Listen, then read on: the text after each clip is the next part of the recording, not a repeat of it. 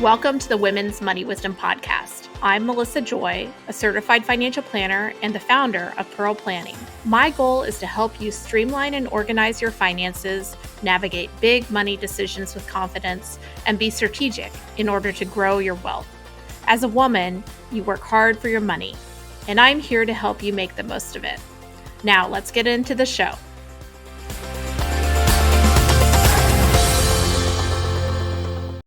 Have you ever wondered if you could set your kids up for success and thought, I wish I could be doing more? Well, today's episode is going to be all about preparing the next generation for greatness when it comes to their relationship with money and wealth. Today, I am privileged to have a founder of Future Money, Phil Barrar, as a guest, and he is going to be telling us all about the future of money. Phil, welcome to the podcast. Hey, thanks for having me, Melissa. Let me get the phone hung up in the background. Sorry about that. No problem. So tell me a little bit about why generational wealth, and we can talk about what that means and what that is. Why generational wealth matters to you. Yeah, absolutely. So maybe a little bit about my origin story. I've been a fintech founder for over a decade here, but prior to this company, I previously started a Roundup to Invest platform. We were the third largest Roundup to Invest platform globally, and we were helping people start saving and investing for the very first time through goal-based investment platforms.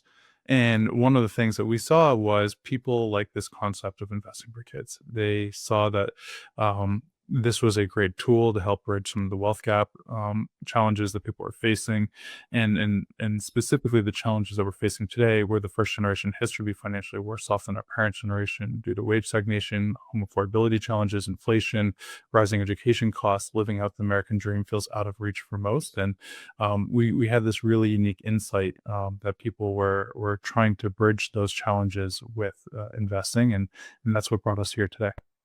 Terrific.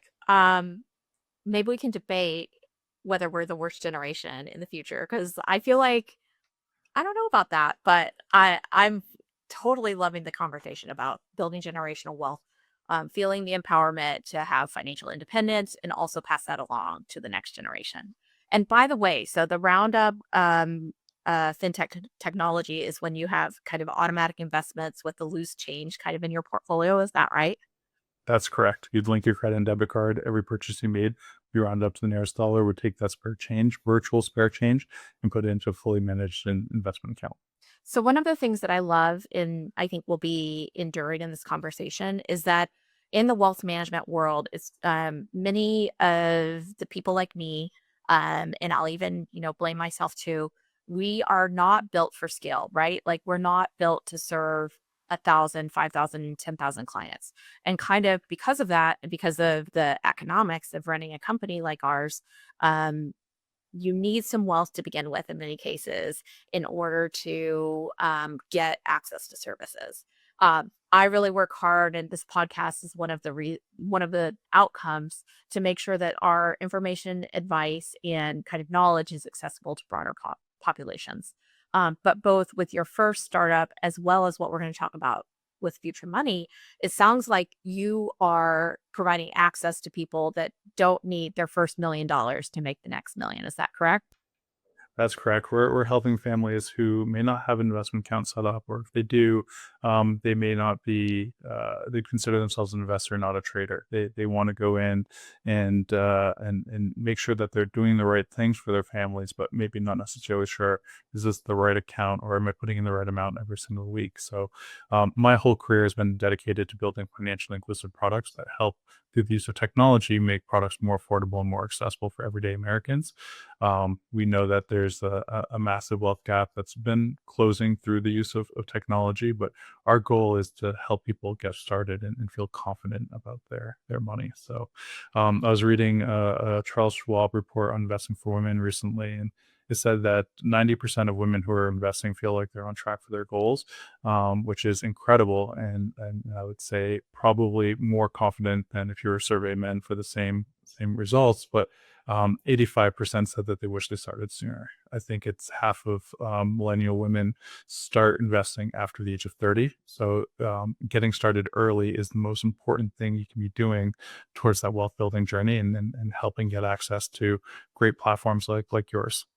Well, let's before we dive into the products that you're providing or the services and technology solutions that you're providing, can you tell me your definition of generational wealth? Yeah, absolutely. So that's a great question, and not one that people ask me very often. But what we're Sorry to we're put you on the looking spot. no, it's great. So for us, the reason why I started this company was to be able to provide my kids with financial security. I know that the future is uncertain, and that life can take you in many different ways. And to know that you have the peace of mind that regardless of what happens in your life, that you'll be able to live out your best goals and milestones that you're looking for is really important. So for me, my concept for my family building generational wealth is setting enough money aside so that regardless of what happens in my kids' lives, we know that they will always be okay. I know that that is a growing trend is to really have accounts and money set aside for kids. Now, we've seen it over the years, certainly, but it's something I think I read a New York Times or Wall Street Journal article about families that were creating accounts for not just for a college fund, but like first 20 years out of school fund and things like that. Um, I would also add for those of you listening, and you can tell me what you think, Phil, but um, access to the concepts of money, access to feeling that money is inclusive to you and feeling prepared to deal with money, that is a gift that is generational wealth because one of the important prerequisites for feeling comfortable, confident, and not shameful about money is to have money discussed in the household, have feel that you are not being excluded from kind of the pools that create wealth and things like that. So I think you're doing a double service as we're getting into your products, and that you are both able to provide accounts that can build wealth, but you're also providing conversations and education and normalizing conversations about money, which is just something that we both know, I would assume, and I won't put words in your mouth, is woefully inadequate as a culture, especially for those who don't feel like they grew up with wealth. I would completely agree with you, and I would say that a lot of those financial literacy foundation blocks come from the parents, and they come from the conversations. And you're either getting really great advice on how you should be managing money, thinking about money, and I've heard great things where parents have helped kids by forcing them to save to buy their first car, and then when it came time to actually buying the car, they're like, actually, no, I'm going to buy it for you. Take all that money, put it into your retirement account, and here's how it works. So, teaching them the actions of going through and learning the habits of saving and investing. And I've also heard horror stories where people are like, "Oh, you should buy your first car, just put on a credit card," and That is a horror story. Yikes! it is That a horror story. And spooky when you season look on that one. and you look at the extremes of both of those pieces of financial advice are both coming from the parents, and one person is set up for success and the other person is set up for starting in the negative and in a really difficult position. So I think that this is a great opportunity to help parents guide their kids and having fruitful conversations with their kids about the value of money, and how to be able to start off in the right foot. Okay, so you knew that you wanted to make sure that your kids and families like yours were preparing the kids for financial success. And in fact, you have a brand new baby, so you were preparing for this in advance. Kudos to your family values and culture that you were working on things this way. But then you pivoted from your first startup to Future Money. And there are actual, kind of services within this financial technology, fintech software. So give me a little lay of the land for Future Money. What are you actually offering? Yeah, absolutely. So today, Future Money is the most comprehensive platform to access tax advantage accounts for families in this country. What we're trying to do is take these very sophisticated account types and make them simple and accessible for everyday Americans. We think that if access is a barrier to getting started, what can we do to be able to remove that barrier and make it simple to start?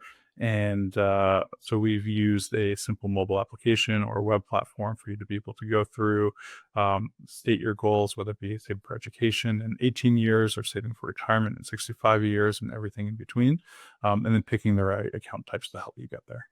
So I want to give a couple prerequisites before we get into the nitty gritty and nuts and bolts of the accounts and the products that you're providing.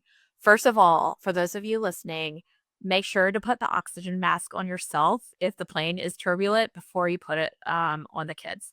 So if your finances aren't stable, if you're saving for the kids but not for your own retirement, I want you to also listen to our episodes about yourself because it is really important to have balance in and I love these concepts. So that's prereq number one. Prereq number two is we're going to go into a conversation about some specific investment products. And as a wealth manager myself and an investment advisor representative, I just need you to know that you should do your own research. We're not giving a recommendation. I'm sure Phil would agree. And so we're going to get into some technicals, but you need to, kind of go in eyes wide open and do your own research. Okay, so now let's get into some of the products that you're offering. You mentioned that you can save for generational wealth in tax advantage manners. I'm assuming some of the accounts that you're thinking about that provide advantages tax wise are perhaps Roth IRAs. I know that's on your website, as well as 529s. Any other account types that I should be aware of that you're offering? Yeah, absolutely. So when we think about tax advantage accounts for families, education, utilizing a 529 account is a great place to start. Again, very specific to your own individual goals and whether or not the 529s are the right account type for you. But for a lot of Americans, they do find that this is a great place to start. Custodial Roth IRAs are incredible if you have earned employment income. Typically, these have only been historically available to people who do. So either you own a business and you can hire your kids, or you're a high net worth individual that put together a complex tax infrastructure, or you're a child actor or celebrity. So typically, these have not been historically available to many Americans, and we're trying to democratize that access today as well. So I Um, will pause you right there. So many, if not most of the consumers working with future money today, you've shared with me, are maybe Gen Z, younger millennials where their kids are under the age of 10 or even perhaps 5. My son is 16, so he just got his first job as a 15-year-old that was like, kind of W-2 income. He's come to the office for a couple things, but we don't have him on the payroll.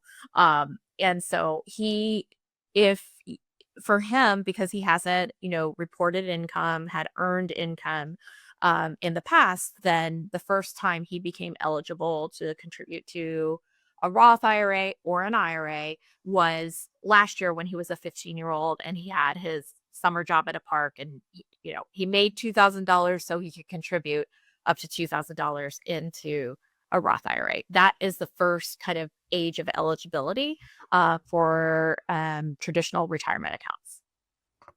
Absolutely, and we highly suggest that people, as soon as they do become eligible, to start utilizing those accounts, because the years that you don't use it, you lose that contribution room. So it's a great opportunity to get started early, and congrats to your son getting started in Yes. the workplace. If you're a listener, you have until next tax season.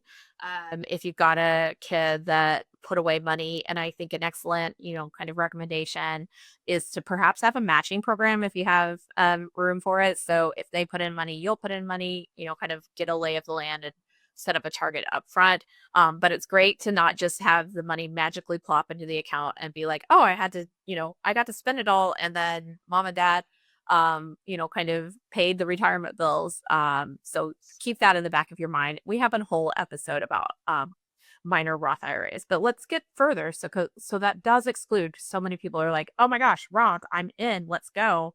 And it's like, well, you do actually need earned income, and most 5, 6, and 7-year-olds are not doing actual work unless they're a cover model or they're an influencer, which crazy things have happened. Absolutely. So maybe just out of curiosity, where did you want to try the conversation from here? Yeah, so I would love, let's go into one of your flagship products is the Junior 529. And so that, or Junior Roth IRA, I should say, a trademark product. Am I saying it right? Correct. Okay. So you have intellectual property, a trademark. This is a pathway when you do not have earned income where over time you can end up with Roth assets. That's the way I would say it, but you tell me how you would say it, Phil. That's a great summary. So one of the things that Future Money is most known for is our Junior Roth IRA product. And as you mentioned, it is a trademarked account that we are putting together, but the accounts are comprised of multiple accounts under the hood. So the first one is a cash account. Typically, you need an account minimum to be able to invest into a 529 account. So, in order to provide early access and recurring deposits, money aggregates into a cash account until you hit the account minimums required for investing into a 529. Once you hit those account minimums, we then transfer the money from a cash account to a 529 account. While it's in a 529 account, all that money grows completely tax free, and it can be withdrawn tax free for education purposes, or upon hitting certain criteria, you're able to roll over that money from a 529 account to a Roth IRA. So we're calling it the Junior Roth IRA because it is your pathway into being able to make Roth IRA contributions with income that's grown tax free in a 529 account early on. So, for lack of a better word, you need to kind of age this account in order to turn it into the Roth asset down the road. But with new legislation over the past few years, 529s have liberated the access to leftover funds so that there's a pathway to put a certain amount of 529 assets, whether they were intended for college or in the case of this program, perhaps they were really earmarked to become Roth assets from the beginning after a certain period of time. How long do you need to wait to make those assets Roth assets? Yeah, that's a great question. So through this Secure Act 2.0 that came into effect January 1st of 2024, you can now migrate up to $35,000 from a 529 account to a Roth IRA. In order for that to be eligible, the 529 account has to be at least 15 years old. The contributions into that account needs to be a minimum of 5 years old. And then the rollover needs to hit all the relevant criteria for a Roth IRA in that calendar year that you are doing that. So typically, if you were to max out the $35,000 basis, you waited the 15 years, your child hits the age of maturity. That is a multi-year rollover process that you're managing from the 529 account to the Roth IRA. It requires a bunch of paperwork, and sometimes people have had headaches. What we've done is we've automated that entire process using our technology to be able to help families be able to access these tools in a pain-free manner. And that's what we call the Junior Roth IRA product. I love that because it is very new right now, but it will become more understood and regular over time. One of the things that happened when this first became available was the law was passed, but then you call the 529 companies and you're like, how's this going to work? And they're like, not sure. Like, we'll figure it out as we go, basically. So it's not, it's something that is an aspiration for many, but not being utilized as frequently nowadays because it's only, less than 2 years old. Absolutely. And So, oh, go ahead. we're seeing that across multiple account types. So the 529 to Roth IRA rollover is a great example. The one that we're all in the middle scratching our heads and trying to figure out is the new Trump accounts that are coming out next year. So Are you um, planning to have those products available for the Trop accounts or TBD? we absolutely are. So maybe just to take a quick step back, Future Money is a registered investment advisor. We are SEC registered across the U.S., available in all 50 states, and we don't actually touch the money. We work with trusted custodians to be able to manage your assets and invest those assets for you. So as part of that process, we've built a multi-custodial model. So we're working with Fidelity, Schwab, Ultra, BNY Mellon, Pershing, and a handful of states and different 529 accounts. And through this multi-custodial model, as soon as one of these custodians offers the Trump account, we will be one of the first to be able to do so. So we're very excited to be leading the charge on that front in combination with some of the incumbents that have built so much trust and credibility in the market over the last hundreds of years. Just financial professional to financial professional, it's going to be interesting because when you think about an account for every child born during certain years, which you probably know this off of the top of your head, and I have talked about it in the past, but I don't have the One Big Beautiful Bill Act completely memorized from the summer. But it will be available for kids in what years of birth? Yeah, so the pilot project is slated right now for kids born between the years of 2025 and 2028. The way that's drafted at the moment, they will get a $1,000 account opening bonus into a Trump account. Those $1,000 account opening bonuses will be invested in an equities type product with a very low management fee as prescribed by the government.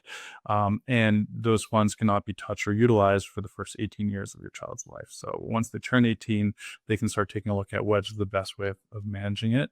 And these are currently tax deferred accounts. So the money will grow tax free, and then you'll pay the taxes upon the use of capital, depending on how the capital is used at that point.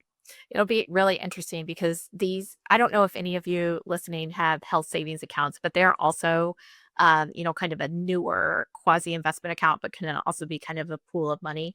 And because you just add a small amount every year and the Trump accounts are going to be even smaller, it'll be an interesting cohort of companies that choose to do them because they know they'll have many eligible participants, but also those accounts are going to be $1,000 and you can't, kind of nickel and dime people. So technology is really going to need to be those custodians' friends. And obviously, Phil, you're anticipating that as you kind of get ready for whatever 2026 has to offer. We definitely are, and today, future money is available to consumers across the U.S. through our technology products. But future money also offers a product for advisors to be able to offer these to their clients as well. So sometimes these accounts come with headaches, as you mentioned. Managing these small dollar accounts requires multiple hours of admin per account per year. Sometimes you make little to no fees and comes with regulatory complexity and risk. So any financial professionals who are interested in offering this, Future Money has an entire program dedicated to empowering you to be able to do so and retain that relationship without managing the overall burden with offering these accounts. So you're creating, you have plans to create the Trump accounts.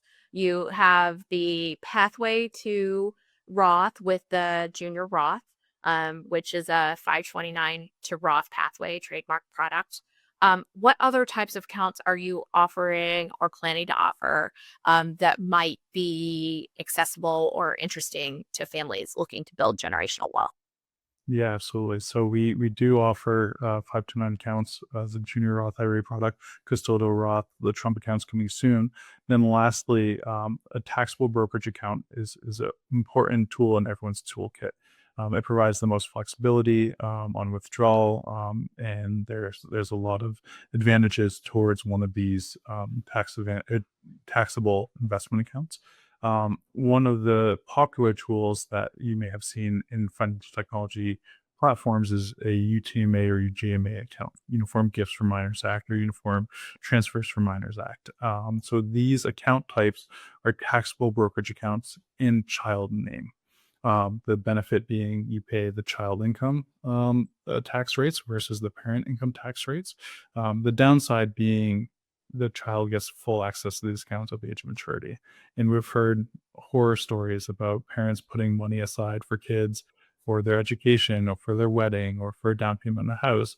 And their children may have used the funds more irresponsibly than the parents would have deemed at that time. So, what our alternative to doing that is we put together taxable brokerage account in parent name segregated from their other assets with the child listed as the beneficiary. Now, the benefit of doing it this way is twofold. Parents can maintain full control over the accounts for as long as they want. They can use their lifetime gift allowance to be able to gift the account in kind from the parent to the child whenever they feel like it is the right time to do so. And then lastly, from an estate planning perspective, if the parent doesn't gift the account before they pass, there's a step up in basis on that transfer that happens. So there is a minor tax advantage and tax planning component, but more importantly, provides full control for the parents to deem the money that it sets aside for the kids. How's it being utilized and what goals is it going towards? That's terrific. I would also concur that saving in taxable assets provides a lot of flexibility, regardless of the structure. And I've certainly seen some of those horror stories on UGMAs and UTMAs. I also just find, well, here's a horror story. Depending on your perspective, someone I knew in college, grandma had gifted an inheritance outright to minor child. He reaches the age of majority. So, for reference, that's typically 18 or 21. The money's in an account that's completely controlled by him. Meets a new girlfriend. They are engaged very quickly, within weeks, if not months. And then the wedding is planned. The wedding's $100,000. Half of the inheritance is gone. Marriage lasts 12 to 24 months. And it's just like poof, the money is gone. And I think that there's something to be said for, kind of allowing the prefrontal cortex to mature before you have access to large pools of funds. But also, if you're thinking, you're kind of playing the long game when it comes to college financing and things like that, money in the parent's name or money in a 529 is looked on much more favorably with a financial aid FAFSA than money that is directly owned by the child. 100%. And one of the great things with the FAFSA improvements over the last few years is money held in grandparent name is not deducted against that as well. So if grandparents are pulling any of these investment accounts, 529 accounts for their grandchildren, it's even more favorable from a financial aid perspective as well. I'm curious about the beneficiary designation on your taxable accounts that are kind of earmarked for the kids. Is it going directly to the kids? So if mom and dad unfortunately pass away during lifetime, then it has kind of the same access to funds at 18 or 21, or is it in trust, so that there are instructions that might delay till, closer to 25 or something like that? By default, it's set up as a account that goes directly to the child as soon as the parent would ask. We're hoping with the mortality rates that most parents are living past that age point, and that's not something we're going to have to come across very often. But to the extent that parents have their own wishes and want to plan for that, something we can totally accommodate for putting it in trust and managing it. So by default, it is fully flexible, but we can put in those restrictions as needed. Yeah, if you're playing the odds, then most people won't have the challenge of dealing with that. But if you want to be extra safe, then oftentimes that's one of the reasons that when you're drafting your estate plan, which includes will, power of attorney, healthcare power of attorney, living will, that a trust is often utilized or advised by estate planning attorneys for people with minor children or children who have recently reached the age of majority. The other thing that I've noticed though with UTMAs is that they tend to they're small accounts. They are often, kind of a tag along on the statement at the brokerage. And, sometimes we have a 30-year-old who still has this account that they really can't do anything with because they haven't sent in the old school paperwork that needs to update the account to the ownership of the kids. So you both have the kids that use it too quickly and the kids who never use it because it's just this tag along statement that they don't really know what to do with it. So if you do have a dusty UTMA or UGMA, you may want to just start the process of getting things updated to your own name because you are now the owner. And it's really difficult to do things when mom and dad are still listed and you're 27 and it's an account built for somebody under the age of 18. Absolutely, that's great advice, and one of the reasons why we don't offer it in our platform today. Well, when you have started this work, I want to leave with just one question, which is what surprised you and perhaps gratified you in terms of starting to, kind of democratize generational wealth? I think that generational wealth has always been considered, being a decamillionaire, having $10 million and setting your kids up to be trust fund babies or adults who, each are growing to their own $10 million. But I love the concept of generational wealth being um, more inclusive. So, with the work that you are doing, and I know you're building something that is near and dear to your heart, what has surprised you? What has been rewarding? And, kind of what are you hearing from the consumers that are using your software? Yeah, absolutely. It's a great question, and a couple answers. But the first one, Prudential just released a survey earlier this year saying 80% of prospective parents think that retirement savings should start at work. So this is a really interesting time to be building a product like this. The current administration has said investing for kids is the most important topic for our generation, and one of the best tools in the toolkit. So it's one of the fastest growing segments, and it's really exciting to see people planning ahead and thinking about this in a great way. One of the scariest things we've heard through customer discovery, one person said, I'm doing this in place of buying term life insurance. Mm. Um, I don't recommend doing that Stop. at all, but that was the approach that they were taking. So obviously we gave them the advice that they should go and take a holistic look at all their financials and thinking what's the right plan for them. But the peace of mind that's coming from a platform like this and the what is helping parents feel comfortable about the future for their kids is really exciting, and everyone has their own why, which is great, whether it be hospice care workers seeing end of life coverage and not wanting the same thing for their families, or survivors of domestic abuse and financial manipulation saying that they never want the same thing to happen for their own kids. It is incredible to hear the stories on why people are opening up these accounts, and I give them huge kudos for taking a step forward in the right direction, helping their kids be set up for financial success in the future. I mean, that's one of the gifts being sitting in the roles that we have, right, Phil? Is money is so personal. It can be such a weight and an anchor when people's relationship with money is tainted, traumatized. And turning things into um, a perspective where you feel like you're constructive, you feel like you're improving over time, you feel like you're taking care of the ones that you love. And on a women's money wisdom podcast, women are so communal in wanting to ensure that their flock is being tended to as well as themselves. And so um, apps, tools, and technology like yours is so important. And congratulations on your success. Thank you very much.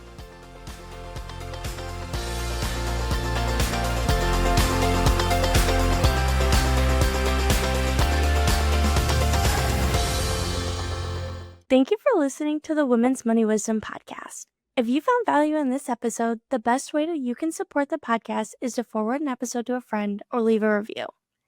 Go to proplan.com and the podcast link to get all the resources and links mentioned. This presentation by Pearl Planning is intended for general information purposes only. No portion of this presentation serves as the receipt of or a substitute for personal investment advice from Pearl Planning or any other investment professional of your choosing. Copies of Pearl Planning's current written disclosure brochure and Form CRS discussing our advisory services and fees are available upon request or on our website platform at pearlplan.com. The information that we share is meant to educate and inspire, not serve as personalized financial advice. Everyone's situation is unique, so be sure to consult with your own financial professional for guidance that fits your life. And just so you know, the opinions shared in this podcast are Melissa's own and those of her guests. They don't necessarily represent any organizations with which Melissa is affiliated. For more important disclosures, please go to our webpage at pearlplan.com.